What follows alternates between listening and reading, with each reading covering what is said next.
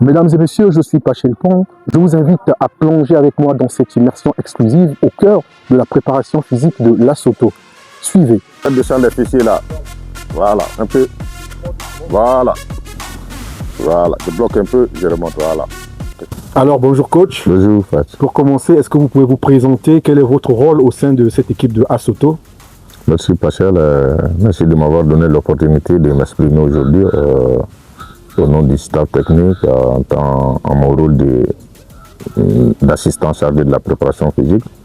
Je me nomme Abdoulaye Amadou Koulibaly, communément appelé Coach Lija. Je suis entraîneur de formation chargé de la préparation physique. J'ai commencé ce métier d'entraîneur en 2008 au sein du Djoliba AC avec les U17 du Djoliba. J'ai continué avec les U17, les U20. Durant la saison 2010-2011, j'ai occupé le poste d'assistant chargé de la préparation physique au niveau du Djoliba. En 2011-2012, j'étais le chargé des U20 en même temps chargé de la préparation physique au niveau de l'équipe première du Djoliba AC. En 2013, j'ai fait la campagne, en 2012-2013, j'ai fait la campagne africaine avec Coach Badra au sein du Djoliba, d'où la finale de la Coupe de la Confédération contre Léopard. Et après, j'ai eu en charge, j'ai passé ma licence CECAF 2011, où j'ai eu la possibilité d'encadrer d'autres équipes de 3e et 2e division au Mali. Et après, j'ai continué avec le Coach Badra au sein d'autres équipes maliennes, dont la Céréale, les LCBA et autres. Après le coach Badra est venu au Congo et il a fait 3 saisons. Après ces 3 saisons, moi j'ai rejoint le coach Badra en 2020 où on a fait la saison 2020-2021 ici et la saison 2021-2022 où on a participé à notre dernière phase de la phase de poule de la Coupe CAF, d'où j'ai joué un rôle important en tant qu'assistant chargé de la préparation physique. Coach, vous avez travaillé à l'Assoto, comme vous venez de l'évoquer. Qu'est-ce qui vous a convaincu de revenir dans cette équipe de Assoto? Bon, moi je pense qu'avant Assoto d'abord, mon lien direct avec Assoto, ça c'est le coach Badra, qui est un mentor pour moi.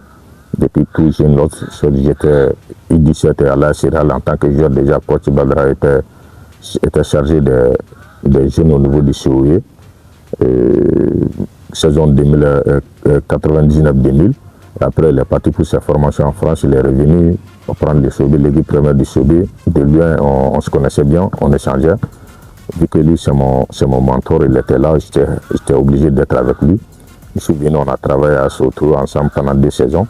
Et j'ai trouvé qu'à Soto, c'était une grande équipe. Avec des dirigeants comme le président Aralou Omiga, le président général Aralou Omiga, le président Olangue, le président Tino et autres. Nous avons formé une famille avec tous les staffs dont vous faites partie. Et j'ai gardé une très bonne souvenir à Soto.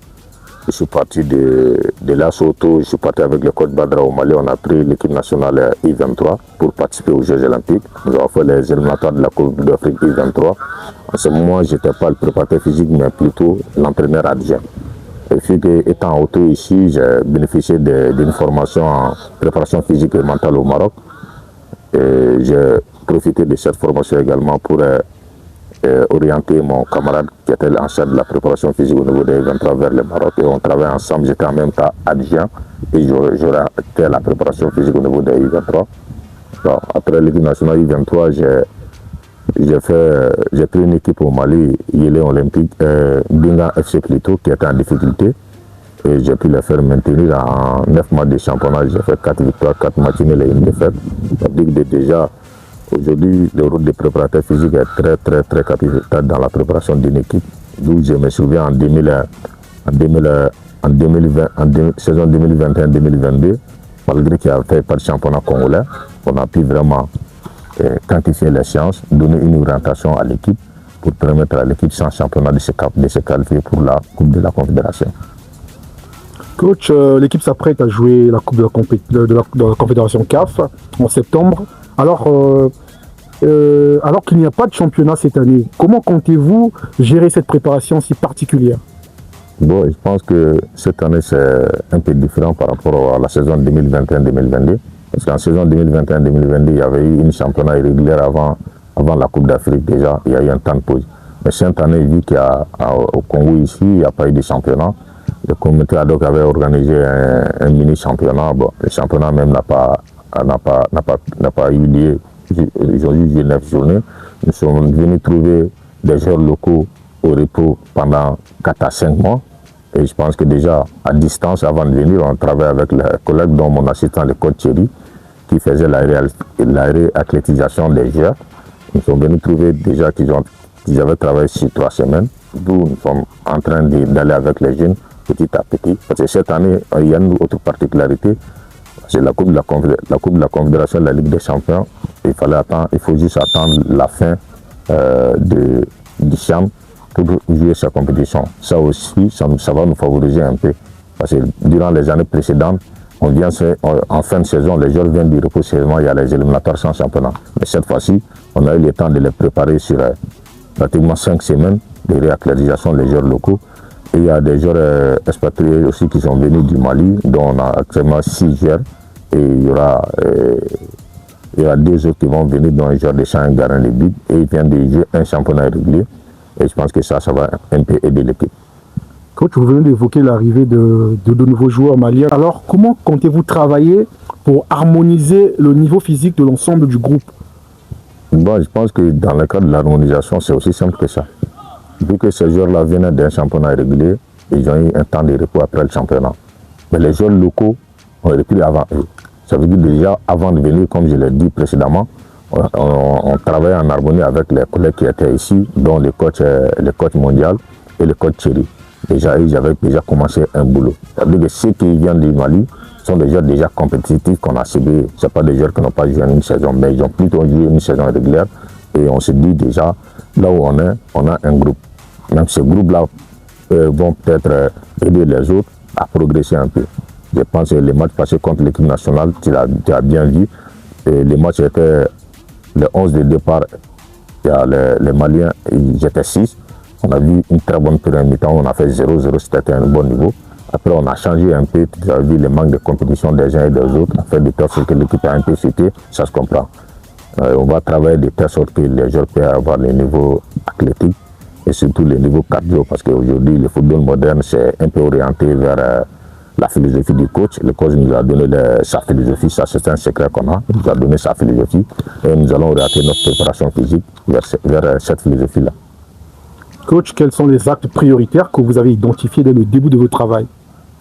Bon, les actes prioritaires sont seulement, je pense que la préparation physique, quel qu'en soit ce qu'on va dire, on est obligé de rester dans le cadre international. Parce qu'aujourd'hui, on ne peut pas faire des préparations physiques en football sans pour autant faire des tests. Au préalable, nous allons faire un test continu et nous allons faire des tests intermittents également. Après les résultats de ces tests, nous allons créer des groupes de travail. Parce qu'il faut harmoniser le travail.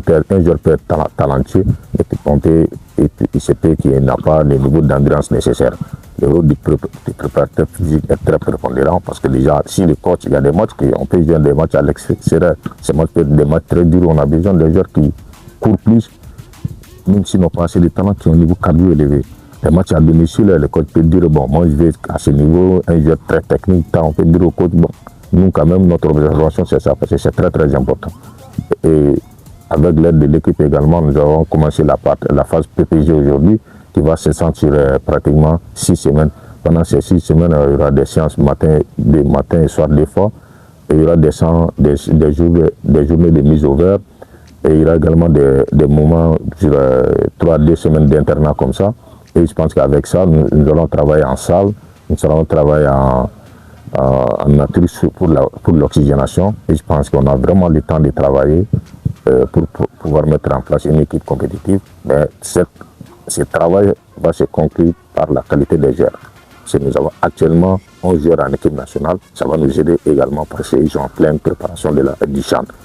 Nous, à notre niveau également, nous allons essayer de mettre des joueurs qu'on a ici à niveau pour qu'on ait vraiment un groupe compétitif pour les phases éliminatoires de la Coupe de la Confédération.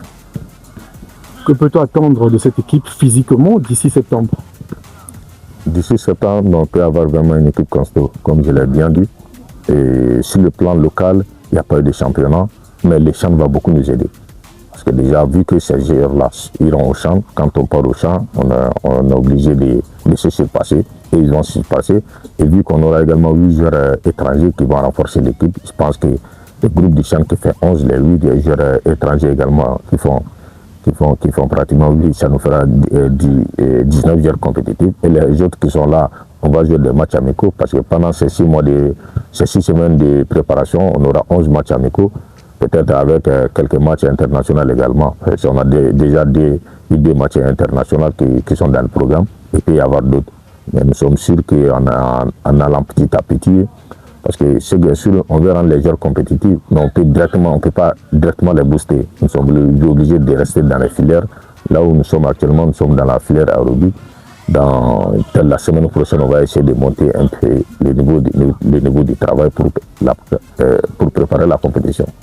Coach, un dernier mot aux observateurs ainsi qu'aux supporters de ce club qui attendent beaucoup de Lesotho en Coupe de la Confédération CAF cette saison.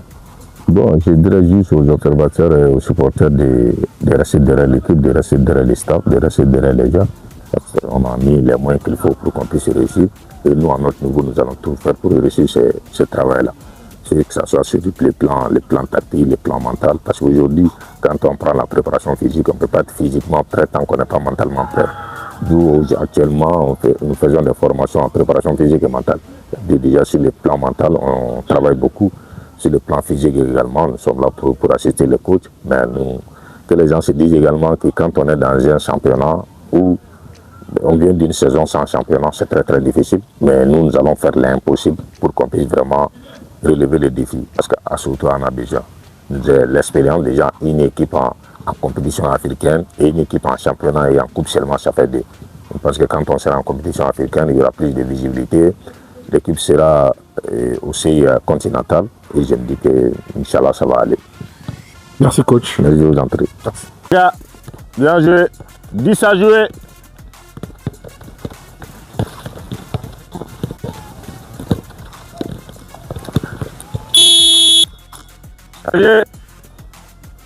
Allez les gars, qualité.